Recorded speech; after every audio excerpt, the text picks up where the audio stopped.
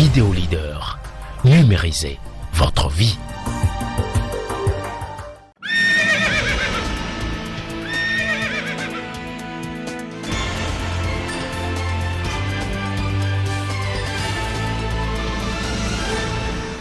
Mercredi 22 septembre 2022, c'est l'heure du journal télévisé. Chers téléspectateurs, bonsoir et bienvenue. Vous êtes sur votre chaîne préférée, Koburu TV Africa. Au sommaire de cette édition, Assemblée nationale, les députés ont adopté leur budget gestion 2022, rentrée scolaire 2021-2022, démarrage effectif des cours au CG Zongo et au complexe scolaire privé au CENI Rouga de Parakou. Préliminaire Coupe CAF, fin de compétition pour l'Auto Popo et les Buffles du Borgou. En page inter, Guinée-Conakry, Alpha Condé tient toujours à son fauteuil présidentiel. Voilà pour le sommaire.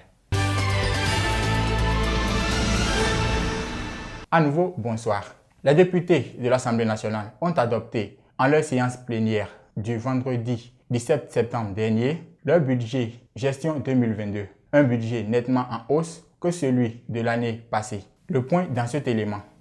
Le Parlement a voté son budget gestion 2022. Estimé à plus de 20 milliards de francs CFA, ce budget est en hausse de plus de 12% par rapport à celui de l'année passée. L'Assemblée nationale a adopté à la faveur de sa séance plénière de ce vendredi 17 septembre 2021 son budget prévisionnel gestion 2022 pour un montant total de 19 milliards 176 505 315 francs CFA. Le dit budget a connu une augmentation de 2 milliards 97 755 445 francs CFA, soit 12% par rapport à l'année précédente. Cette augmentation se justifie par les nouvelles charges de fonctionnement et de dotation liées au remboursement du prêt contracté par la 8e législature pour le financement de la construction de son nouveau siège, a déclaré Louis Vlavonou, président de l'Assemblée nationale. Parlons éducation à présent. L'école béninoise a rouvert ses portes sur toute l'étendue du territoire national.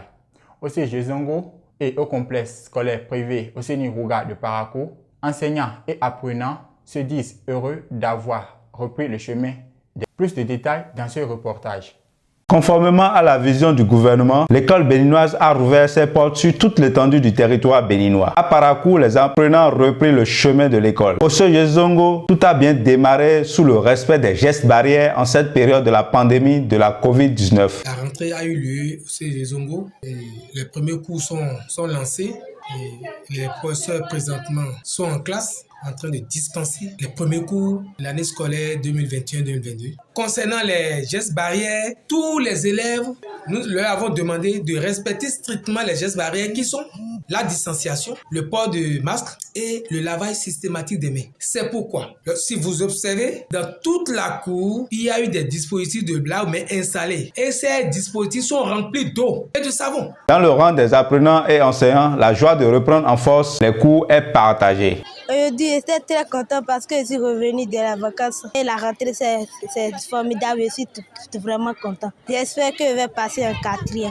Mes impressions sont bonnes parce que si la rentrée commence, nous-mêmes on était gênés à la maison et on est très heureux de retrouver nos apprenants et de reprendre aussi avec les activités académiques. Nous sommes très heureux.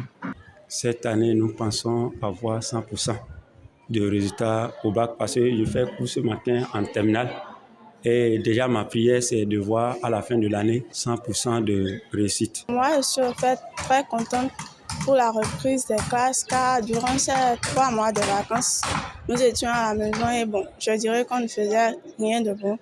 Et à force de voir mes amis et les enseignants, bon, ça me rend plus heureuse. Bon, mes attentes à la fin de cette année scolaire, c'est qu'à la fin de l'année, mes camarades et moi, nous soyons tous admis au bac. Au complexe scolaire primaire privé au CENI Rouga de Parakou, on retrouve des apprenants en nombre important. Ici, tout a repris de plus belle conformément au calendrier établi par le gouvernement. Le matin, nous avons appris la lecture, la mathématique et la morale. Dans cette école primaire privée, les apprenants ont déjà suivi les cours et sont contents de renouer avec les anciennes habitudes. C'est donc parti pour une belle période d'ambiance entre enseignants et apprenants pour la bonne marche de l'éducation au Bénin. C'est désormais une fin de compétition pour l'Auto Popo et les Buffles du Borgou qui ont été éliminés de la compétition de la Coupe CAF. Sérieusement malmenés, les deux clubs béninois quittent la compétition au premier tour. On fait le point dans cet élément.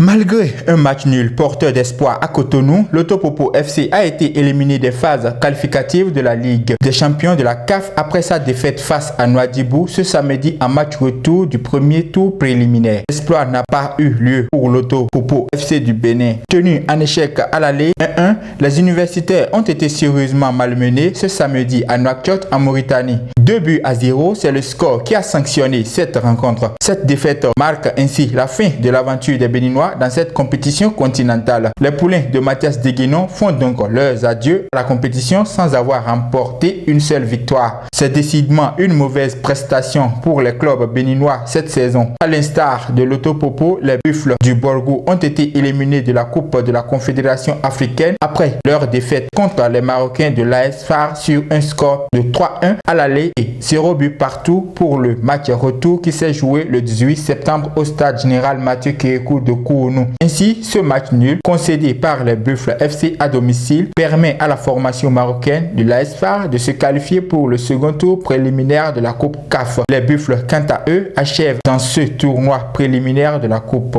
CAF. Allons hors de nos frontières à présent. En Guinée-Conakry, malgré la forte pression de la junte militaire, Alpha Condé, le président déchu, tient toujours à son fauteuil présidentiel. Suivons plutôt. Alors que les présidents Ouattara de la Côte d'Ivoire et Akufo-Addo du Ghana ont réussi à rencontrer Alpha Condé en Guinée, ce dernier a refusé leur proposition. Ils ont en effet proposé au président guinéen déchu de les suivre en exil dans l'un ou l'autre de ces pays. Selon une information du journaliste de la chaîne française RFI, Serge Daniel, l'ex-président Alpha Condé a décliné l'offre de quitter son pays en compagnie de Nana Akufo-Addo du Ghana et Alassane Dramane Ouattara de la Côte d'Ivoire, venus en visite à Conakry. Il rêve de regagner son domicile privé, persuadé qu'il est toujours populaire. Il pourrait vite désenchanter. Ce développement intervient alors que les putschistes avaient clairement fait comprendre à la CEDEAO qu'ils n'entendaient pas céder à la pression de l'organisation. D'autant que la CEDEAO a imposé de nouvelles sanctions contre la junte militaire et appelé à une courte transition de seulement 6 mois. Chers téléspectateurs, c'est la fin de cette édition. Merci de nous avoir suivis et restez câblés 5 sur 5 pour vous informer et suivre tous les programmes de Koburu TV Africa.